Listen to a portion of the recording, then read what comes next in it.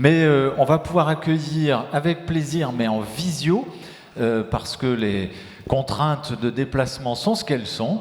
C'est un petit peu compliqué aussi d'arriver tous à se rassembler ici. Donc, Laurie Marot, qui est en ligne avec nous, oui, nous la voyons. Alors, est-ce qu'on va pouvoir la voir à l'écran ? Va nous faire sa présentation à distance et je lui passe tout de suite la parole. À vous ? Bonjour à toutes et tous, est-ce que vous m'entendez bien? Oui, on vous entend. C'est parfait. Ah, il va falloir qu'on m'autorise à partager mon écran par contre. Donc le temps que ça arrive, je me présente juste peut-être rapidement. Je suis maîtresse de conférence à l'École des hautes études en santé publique. Je participe donc à diverses formations sur les enjeux santé-environnement. J'ai participé aussi à la très belle formation qu'a menée le docteur Marine Sarfati au CHL et pour toute la France. D'ailleurs, je me permets de saluer ici son travail. Je travaille aussi pour une association qui s'appelle The Shift Project, qui travaille sur les enjeux de décarbonation de l'économie, plus spécifiquement dans le cadre de la santé, pour le travail qu'on a effectué avec le Shift. Voilà. Est-ce que c'est bon cette fois-ci? C'est parfait. Donc j'ai 10 minutes que, évidemment, je vais bien essayer de tenir parce que j'ai compris qu'on avait des enjeux horaires également. Donc ça sera assez court, hein, mais j'espère que ça sera quand même audible. Oui, juste pour rappeler aussi qu'on a eu le plaisir de pouvoir démarrer une chaire de recherche sur ces enjeux de résilience en santé à l'École de santé publique de Rennes. Donc, on a le plaisir d'accueillir des doctorants et postdoctorants qui travaillent avec nous sur ces sujets pour alimenter justement les formations dont on vient de parler. Bon, je ne vais pas revenir trop sur le contexte qui a été évoqué, mais je pense que c'est quand même intéressant aussi d'avoir des images qui sont un tout petit peu marquantes pour resituer les enjeux qui sont aujourd'hui les nôtres. Je ne sais pas si vous avez vu la chaleur de ces derniers jours. Alors, ça peut paraître étonnant de le dire comme ça, mais ça a déjà été le cas en octobre, en novembre, et puis en décembre, c'est pareil. Nous avons eu plus de 25 degrés en France. Il y a donc 3 jours de ça, le 11 décembre. Et puis, on a eu presque 28 degrés en Espagne, ce qui, pour un mois de décembre, est évidemment tout à fait anormal. Donc, l'Espagne, elle est rentrée déjà dans un processus de désertification. Il faut bien comprendre que le changement climatique, ce n'est plus du tout un sujet de demain, c'est un sujet absolument d'aujourd'hui, il est là, maintenant. Et donc, il va falloir apprendre à le gérer, que ce soit dans une logique d'atténuation de ses effets et de continuer surtout beaucoup à la suite de la COP28, hein, c'est important de le rappeler, à travailler sur les enjeux d'atténuation et à la fois, bien sûr, d'adaptation parce que nos environnements sont en train de changer et nous ne pourrons pas nous en défaire si facilement. Une autre image aussi marquante pour vous dire qu'en termes d'anomalies de température, les 2 derniers mois sont plutôt dans le rouge que dans le bleu. Alors certes, il peut y avoir quelques poches de fraîcheur et de temps en temps, nous aurons encore froid en France. Ça ne veut pas dire que le climat n'est pas en train de changer et qu'il n'est pas en train de changer très vite. Et ça, c'est pareil, c'est important de l'avoir à l'esprit parce qu'on peut parfois être trahi par nos propres sens. Or, les épidémies, mais pas que, aussi l'épidémiologie d'une manière générale, l'évolution des maladies non transmissibles évolue elle aussi avec les variations climatiques et c'est vraiment très très très important d'en être conscient, pas uniquement à titre informationnel, mais vraiment de pouvoir intégrer ces nouvelles informations dans les pratiques professionnelles et dans les pratiques du quotidien. Alors juste très rapidement, parce que je sais que j'ai vraiment que quelques minutes, je voulais vous partager ici un graphique donc, qui est issu d'un article qu'on a écrit avec des collègues chercheurs qui a été publié dans le Lancet Planetary Health. Donc, on est allé regarder la relation entre l'énergie consommée par les systèmes de santé et et le niveau de qualité et d'accès aux soins dans diverses régions du monde. Et en fait, ce qu'on peut constater, c'est qu'il y a effectivement une relation et que cette relation n'est pas tout à fait proportionnelle, comme vous pouvez le voir. Elle a plutôt une tendance à l'exponentielle. Alors, qu'est-ce que ça veut dire? Ça veut dire que pour une certaine quantité d'énergie consommée dans un système de santé par personne, vous allez avoir un certain niveau d'accès et de qualité des soins. Et évidemment, plus vous avez d'énergie, meilleur est votre accès et qualité aux soins, sauf à ce qu'à un moment donné, vous avez un effet de plafonnement. qui fait que même pour une même quantité d'énergie consommée, vous allez avoir à peu près le même niveau d'accès et de qualité des soins. C'est le cas, par exemple, entre la France et le Japon sur ce graphique. Donc, Cocorico, on est quand même assez bien placé puisque notre indice de qualité et d'accès aux soins est plutôt bon par rapport à l'énergie qu'on consomme. Néanmoins, on consomme déjà 2 ou 3 ou 4 fois plus d'énergie que certains pays qui, eux, ont aussi besoin de se développer. Pour entrer un peu dans le cœur du sujet de la question de l'empreinte carbone du secteur de la santé français, alors je pense que parmi vous aujourd'hui, certains ont déjà vu fréquemment ces résultats. Néanmoins, pour ceux qui ne les auraient pas vus, je me permets de les représenter. Donc, on a fait une évaluation de l'empreinte carbone du secteur de la santé français qu'on a mis à jour ou complété, plutôt c'est le terme plus exact, en avril 2023. Avec des résultats qui sont ceux-ci. Donc, le bilan carbone a été revu un tout petit peu à la hausse par rapport à ce qu'il était en 2021. Donc, on est autour de 49 millions de tonnes équivalent CO2, ce qui représente toujours à peu près 8% de l'empreinte nationale. Plus de 85% de ces émissions sont dites indirectes, c'est-à-dire qu'elles n'ont pas lieu sur le lieu du soin lui-même et qu'elles procèdent en fait de flux qui rentrent et qui sortent des établissements de santé.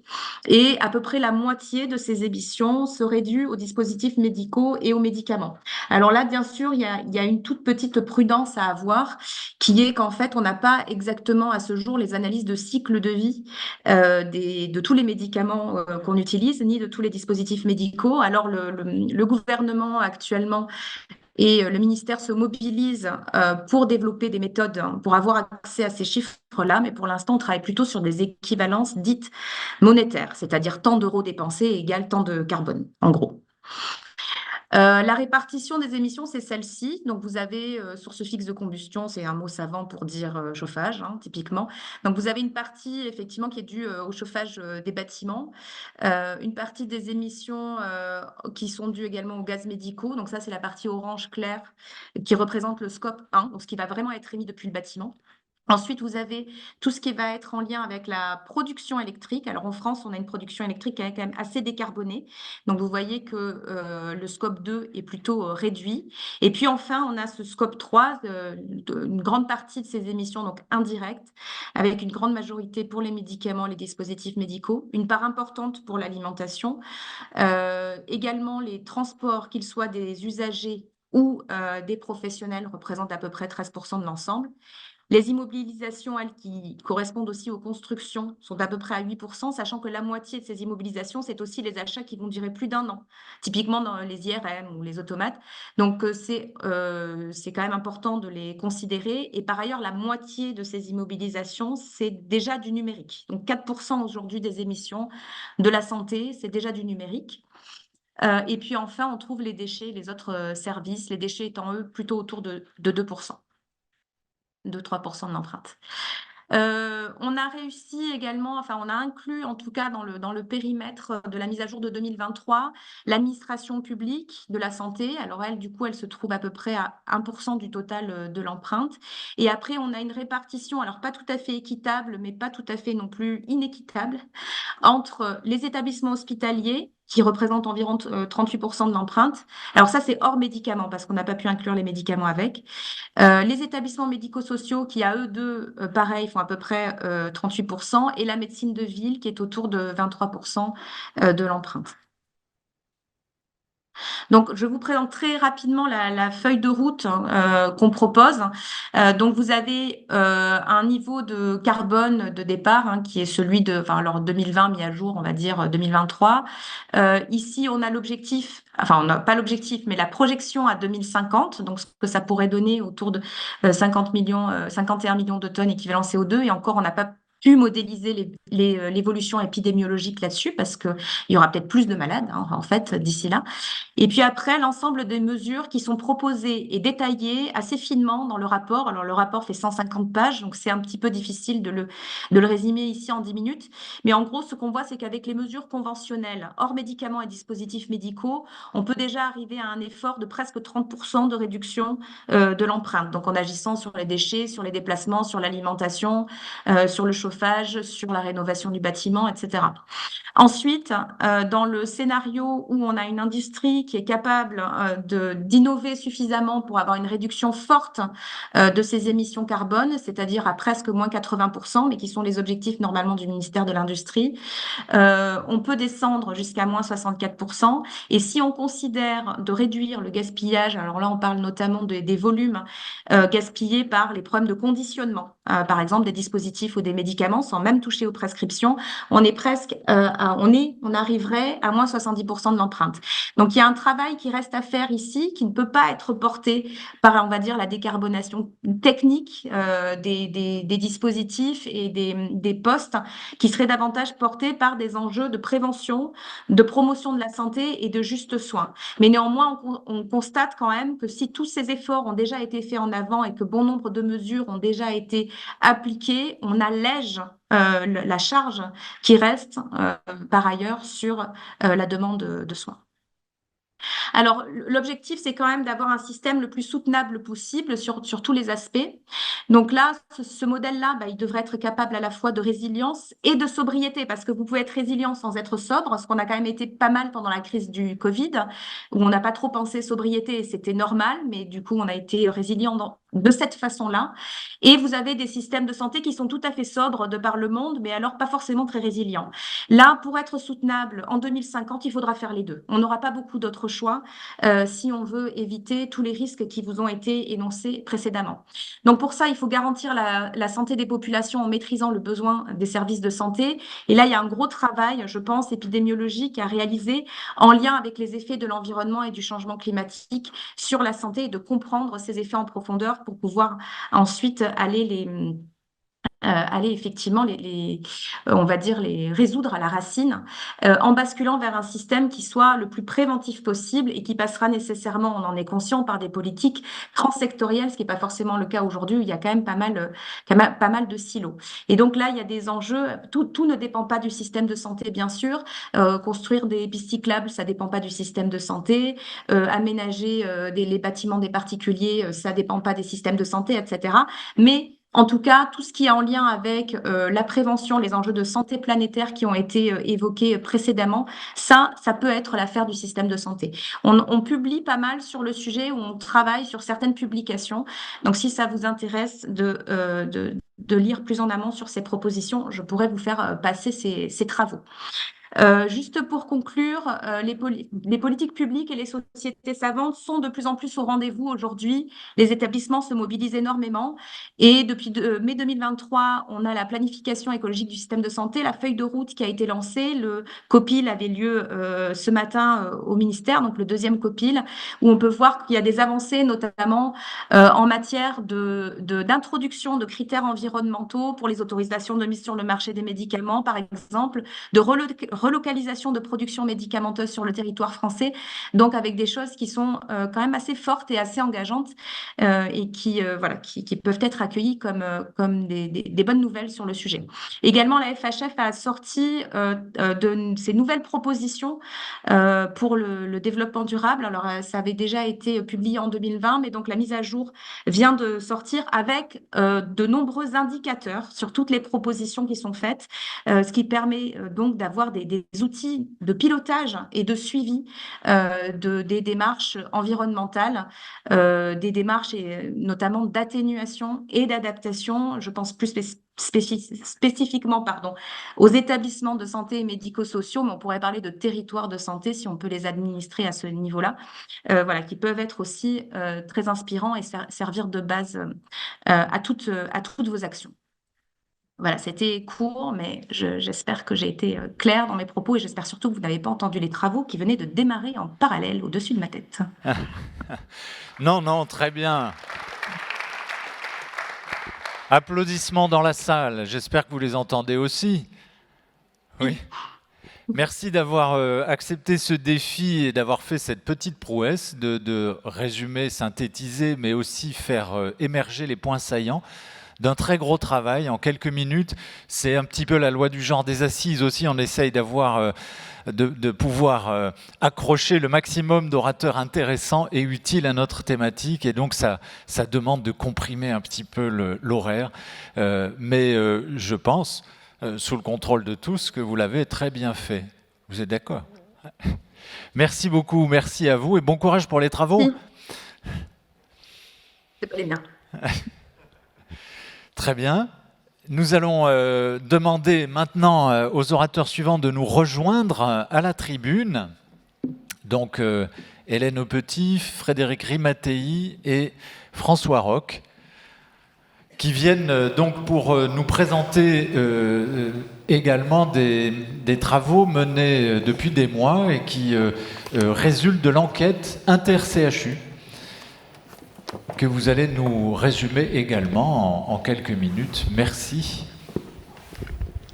Merci beaucoup à toi Frédéric et à toutes les conférences, aux 3 conférences DG, doyen, président de CME, de nous avoir conviés, mes collègues et moi, pour vous présenter en quelques minutes, 10 minutes chrono, les résultats de la 2e édition de l'enquête annuelle de maturité des CHU en matière de transition écologique.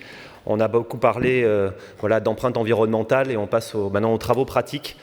Et c'est ce qu'on s'astreint à faire au niveau des CHU maintenant depuis de nombreuses années. Et on a voulu traduire en fait notre engagement collectif sous la forme d'une enquête qui est déjà en fait le signe et pour nous un bon thermomètre. On a aussi parlé beaucoup de température, de l'engagement qui est le vôtre et qui est le nôtre collectif autour de la transition écologique. Slide suivante s'il vous plaît. Ah, c'est moi qui la manœuvre directe. C'est la flèche verte. C'est la flèche verte. D'accord.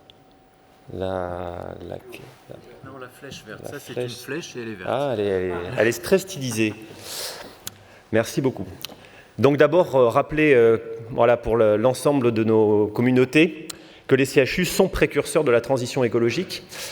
On participe activement à ce qui est dorénavant fait l'objet, on l'a dit et répété, d'un engagement aussi international.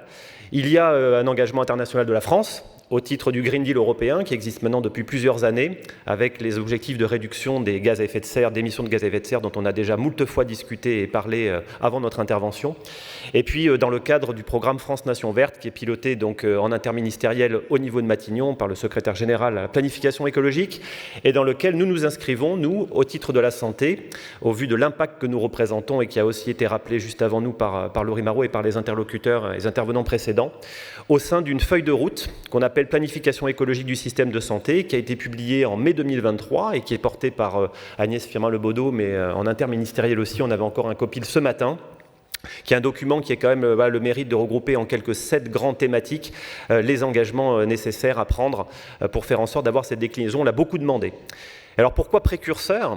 Puisque les CHU en fait avaient dès l'année 2022, donc vous vous rendez compte que c'était l'année d'encore avant, décidé de faire une enquête de maturité, une première enquête de maturité dès le mois d'octobre de l'année dernière, à peu près 1 an, que nous avions présenté d'ailleurs dans un séminaire de la conférence des DG à cette même époque, et puis ensuite qui a connu d'autres éléments de publication, et qui est porté donc dorénavant par les 3 conférences au sein d'un pacte d'engagement et de transition écologique qui là encore a été largement rappelé et que nous avons signé à Santexpo au printemps dernier, preuve que nous sommes prêts à mesurer et aussi évaluer le résultat concret de nos actions et pas uniquement de l'afficher publiquement. Alors cette enquête de maturité annuelle, juste pour vous remémorer, et puis ensuite Hélène présentera les résultats de ce qui a été obtenu. Elle est fondée donc sur d'abord un taux de réponse tout à fait exceptionnel. On a 33 CHU dorénavant, mais il y a 30 répondants. On avait exactement les mêmes taux de réponse. On n'a pas mentionné Orléans encore dans l'enquête, mais ça ne manquera pas d'être fait très rapidement. Et donc 30 sur 32, et on voulait remercier à cette occasion l'équipe lilloise qui a repris haut la main l'infrastructure technique qu'on emploie pour faire que cette enquête se passe dans les meilleures conditions. Donc merci encore à l'équipe lilloise qui se reconnaîtra. Pour le traitement de toutes ces données, c'est 22 questions qui sont réparties en 4 sections. Je ne vais pas toutes les détailler, vous les voyez apparaître. Voilà, place de la transition écologique, évaluation et mesure, les actions qu'on met en place de façon très concrète. On a parlé beaucoup de poussière d'étoiles, on est plutôt poussière qu'étoile, mais on essaye de faire en sorte de faire les deux. Et puis terminer sur les approches transversales, l'innovation et la recherche, qui est un pan majeur, comme l'a rappelé le doyen Sibilia. La première synthèse disait quoi ? Elle disait finalement en 3 lignes, elle disait voilà où en sont les CHU l'année dernière, en disant qu'on est tous engagés dans la transition écologique, elle est en marche, mais elle doit être mieux évaluée, d'où le résultat et l'importance des résultats qu'on présentera juste après. Elle doit être mieux accompagnée, c'est ce qu'on porte au niveau des autorités nationales et au niveau de l'État, pour faire en sorte que nous soyons mieux accompagnés. C'est aussi le sens des engagements du pacte, pour que nous ne soyons pas tout seuls à se bouger en la matière, mais que nous soyons accompagnés. Elle doit être mieux territorialisée, je crois que ça a été rappelé, on est au cœur d'un écosystème au niveau des CHU qui nous engage du point de vue de la responsabilité, mais il faut qu'on engage aussi notre écosystème plus qu'on ne l'a fait jusqu'à présent, et mieux coordonner, et ça c'est aussi l'engagement qu'on prend au niveau des 3 conférences pour mieux coordonner nos actions et mieux nous coordonner aussi avec la task force nationale dont on aura l'occasion de discuter juste après, je crois, Frédéric. Et donc, 2 autres points qui avaient été les points de synthèse de l'année dernière, un potentiel énorme de la dynamique au titre de la labellisation des projets de recherche et d'innovation qui étaient portés. Il n'y a pas uniquement, on va dire, la mise en œuvre d'actions, il y avait aussi tout cet aspect-là. Et puis, bien entendu, la reconnaissance de notre masse critique, de notre expertise et des professionnels qui sont majoritairement et très largement engagés avec une volonté politique d'aller plus vite et plus loin. Voilà, je laisse la parole à mes collègues pour les résultats de l'enquête. Donc sur la stratégie et la gouvernance, il y a une véritable montée en puissance des CHU. Pour 80% des CHU, la transition écologique est dorénavant une orientation identifiée du projet d'établissement. On n'était que 60% l'année dernière. Un tiers des CHU prévoit des objectifs qualitatifs et quantitatifs chiffrés. On sait à quel point c'est important et on l'a déjà dit tout en début d'après-midi. 50% des CHU ont mis en place une équipe pluridisciplinaire, pluriprofessionnelle. Vous savez que la transversalité des actions est très grande à mener. Il faut que toutes les professions soient représentées. C'était 43% en 2022 et 32% des CHU portent désormais une ambition écologique territoriale. Ça a été déjà dit par la ministre. On le retrouve dans les chiffres sur le terrain. Diapositive suivante. Évaluer et mesurer l'impact, la prise de conscience est réelle. 12 CHU ont d'ores et déjà réalisé leur bilan BGS 3 scopes et 13 le feront dans l'année 2024. Un quart des CHU réalisent des audits ciblés sur les énergies et sur les déchets. Plus de la moitié ont des plans d'action qui visent l'ensemble des sources d'émissions de gaz à effet de serre. Et 20% ont élaboré une stratégie bas carbone à l'échelle territoriale. On retrouve l'ensemble des thématiques, encore une fois, qui ont été énoncées en début d'après-midi. Diapositive suivante. Les CHU sont aussi au rendez-vous de la transformation de leurs organisations. Certes, et on l'avait déjà vu l'année dernière, 90% des CHU conduisent des actions relatives à la mobilité, à l'énergie et aux déchets, et 80% conduisent des actions dans le domaine des achats durables.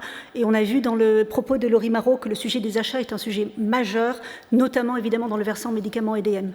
Mais la nouveauté cette année, c'est que plus de 50% des CHU ont engagé des actions sur l'économie circulaire. Et ça, c'est plutôt nouveau, c'est une évolution 2023.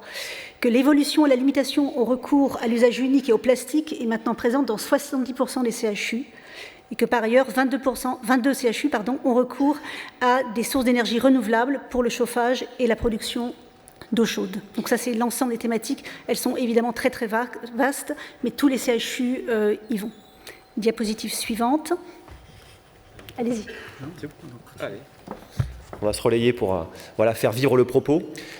Le 3e grand pan de l'enquête, on vous présente bien entendu que les phases les plus émergentes. C'était la formation, l'innovation et la recherche. On sait que c'est un élément clé en matière de transition écologique et c'est aussi l'ADN de nos établissements. Aujourd'hui, la moitié de nos établissements est engagée dans une démarche de recherche et d'innovation en matière de transition écologique, ce qui était un marqueur extrêmement fort. Nous n'étions que 27% l'année dernière. On voit bien qu'on a doublé en fait la proportion de ceux d'entre nous qui sommes dorénavant engagés dans ce type de démarche. 16 CHU ont engagé des travaux de recherche en matière de santé globale. Ça a été aussi rappelé que nous intervenons dans un environnement scientifique plus large que la décarbonation en santé. 2 tiers des CHU sont engagés dans une démarche de labellisation. Nous n'étions que 40% l'année dernière. On a cité que les principaux sujets de labellisation qui sont aujourd'hui engagés, en particulier au niveau des maternités et des blocs opératoires. On s'est promis de ne pas citer uniquement les établissements qui y sont pour éviter de fâcher ceux qui n'y sont pas encore. 80% des CHU ont noué des partenariats sur leur territoire en matière de transition écologique. On a dit que c'était un élément majeur aussi sur cette question de territorialisation. Et là, on a fait un bond très important en quelques mois, puisque nous n'étions qu'un gros tiers en 2022. Et puis, vous l'avez vu, un peu plus de la moitié de nos établissements proposent déjà des formations. Je crois que ça a été dit par les intervenants qui se sont juste précédés avant nous. autour de la transition écologique pour l'encadrement médical et non médical. On a eu aussi un exposé du ministre Guérini tout à l'heure sur l'ambition qui était portée aussi au plan national sur l'ensemble de la fonction publique hospitalière. On a bien entendu un rôle majeur à jouer en commençant par notre encadrement. On va terminer pour une slide de synthèse. Professeur Roch. Bon, il y a une mobilisation qui est très importante de l'ensemble des CHU sur la totalité des thématiques de l'enquête. Elle s'est accélérée fortement entre 2022 et 2023. C'est un engagement qui est remarquable des professionnels et qu'on sent véritablement très fortement dans nos institutions. Le lien dans le territoire est un enjeu partagé, essentiel au regard de la nature des enjeux. Il y a un effort de chaque CHU qui se poursuit par la mise en place de la task force nationale.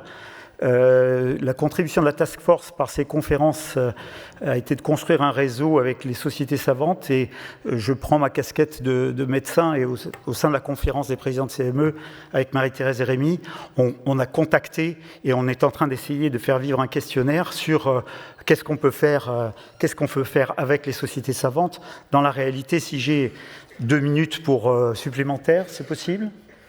2 minutes? En fait, 2 minutes. Dans la réalité, la nature du problème, là, c'est que la moitié des émissions, c'est le soin. Et il va falloir s'attaquer à ce problème. On attaque le problème par la face nord, c'est qu'il va falloir agir très très vite. Et de toute manière, ça pose un certain nombre de problèmes. Ça nous pose des problèmes à nous, parce que la survie de nos hôpitaux passe par l'activité. Les 2/3 de nos CHU sont en déficit. Qu'est-ce qu'on fait de la T2A? Il faut augmenter notre activité ou il faut la diminuer? On va être confronté à la quadrature du cercle, sauf à essayer de mettre de la prévention dans nos calculs de la T2A, associé aux soins. C'est-à-dire, je ne fais pas un pontage coronaire. Si je fais un pontage coronaire, je fais un pontage coronaire et aussi je prouve comment je vais faire dans les 5 ans qui viennent pour que la personne que j'ai pontée n'ait plus de recours aux soins. Donc ça, c'est un problème qui est très important pour nous, et on va être confronté aux vendeurs. Leur manière de survivre, les vendeurs, c'est de vendre. Et ça va être difficile. Ils trouveront toujours des recours réglementaires. Et la France est frileuse. Et il va falloir faire en sorte qu'on arrive à faire bouger la réglementation. Là aussi, il faudra qu'on construise des réseaux avec ce que font les autres, puisque les Allemands, les Anglais, les Canadiens font différemment que nous. Et donc là, c'est très important de faire un benchmarking pour faire bouger les règles. Parce que si on ne fait pas bouger les règles réglementaires, on n'arrivera pas à faire évoluer le soin. Ensuite, la dernière des choses, c'est le soin qui est inutile ou qui ne doit pas être fait. Faire un TAVI à un nonagénaire de 95 ans qui ne sait pas qui est le président de la République, ça pose quand même une question. Et il y a un moment où on va être confronté à cette difficulté, et il va falloir interroger les sociétés savantes pour aborder l'ensemble des questions éthiques. Les anesthésistes réanimateurs savent le faire. Quand on veut sauver un lit pour d'autres patients, on le fait. La question qui va se poser, c'est est-ce qu'il faut vraiment donner un soin de 4e ou de 5e ligne en cancérologie pour un malade pour lui faire gagner 15 jours de vie en dépensant 50 000 € pour le soigner? On va être confronté à des problèmes d'ordre éthique où ce que font les réanimateurs et qui savent le faire, nous d'une manière générale, pour sauver la planète d'une manière générale, est-ce qu'on est autorisé ou est-ce qu'il faut faire des choses qui sont du domaine d'une pertinence de soins qui, au regard de l'évolution de la planète, pourra être discutable? Merci beaucoup. Avant de faire la pause, en complément de ce que vient de dire François Roch, parce que malheureusement j'ai des impératifs de train, mais j'insiste là-dessus parce qu'on a des actions collectives et institutionnelles, et je pense qu'on voit bien que de façon, et on va donner des exemples concrets, ces actions autour de la transition écologique qui sont notre survie, tout à l'heure ça a été dit, donc qui est très importante, ça fédère vraiment tous les professionnels et ça nous fédère, nous, au niveau des gouvernances. On le voit bien au travers de ce pacte de transition écologique et par la parole qu'on peut porter au niveau des tutelles et au niveau de l'État, parce qu'on a besoin d'engagement de l'État à nos côtés. Mais nous, en tant que médecins, et là aussi pour la conférence des PCME, ça vaut pour, bien sûr, les doyens dans ma position de PUPH, on a un rôle majeur sur la question du juste soin aujourd'hui et de toute la pédagogie qu'on amène, et nos jeunes sont en attente de ça, de toute façon ils se questionnent autour de ça, du juste soin, de ce qu'on appelle la sobriété dans le soin, et de savoir, comme le dit François, porter cette question-là, Jean le disait tout à l'heure, il faut savoir ouvrir le débat avec nos sociétés savantes, et c'est ce qu'on va essayer de faire, parce que souvent il y a des recommandations des sociétés savantes qui ne vont pas avec la réalité du terrain, malheureusement, et avec justement la façon dont on doit aujourd'hui s'adapter à ces questions de transition écologique, et aussi avec nos CNU, parce que ça va de pair avec l'accompagnement de qu'est-ce qu'on attend de la politique hospitalo-universitaire dans les années qui viennent. Donc je pense qu'il faut vraiment qu'on ouvre ce champ-là, et c'est ce qu'on est en train de faire, et avec nos 3 conférences sur la question du juste soin, sur la question Frédéric en reparlera tout à l'heure, d'ouvrir sûrement ce qu'on a appelé un budget vert, c'est-à-dire que ce juste soin, il faut que ça soit vertueux, au travers d'indicateurs qu'on peut définir, et en lien avec la HAS dont on a parlé, et d'indicateurs comptables, que ces économies, parce que c'est autant d'économies, on les réinvestisse dans la prévention, par exemple, qui est une vaste question, et qu'on puisse vraiment le mettre en valeur, et ça fait du sens aussi pour nos communautés hospitalo-universitaires de voir, et nos professionnels de CHU, de voir que ça permet d'investir autrement et dans cette cause noble. Et l'autre chose importante, c'est la question du territoire, ça a été dit, en lien avec ce qui a été dit ce matin sur les questions territoriales. On a un rôle à jouer majeur, et là aussi, toujours au travers du soin, de la formation et de la recherche en santé, autour de la santé populationnelle, de la santé environnementale, apportée de la part des CHU.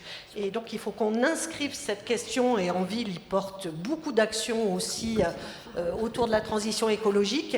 Et c'est pour ça qu'au travers de nos spécialités, quand même, de nos sociétés savantes qui sont très engagées, et parfois des sociétés savantes qui fédèrent vraiment les hospitaliers et les libéraux, il faut qu'on arrive, pour avancer plus vite et puis être cohérent, à croiser nos actions actuelles, faire un état des lieux et avancer dans ce sens-là. Et puis ça va de pair avec ce qui a été dit hier par la doyenne de Brest, donc ça fait partie intégrante de la façon dont on doit accompagner, encore une fois, nos équipes. C'est une autre façon d'aborder la question de la santé humaine dans toute sa dimension, avec le reste de la santé environnementale. Voilà, nous devons faire la pause. Oui.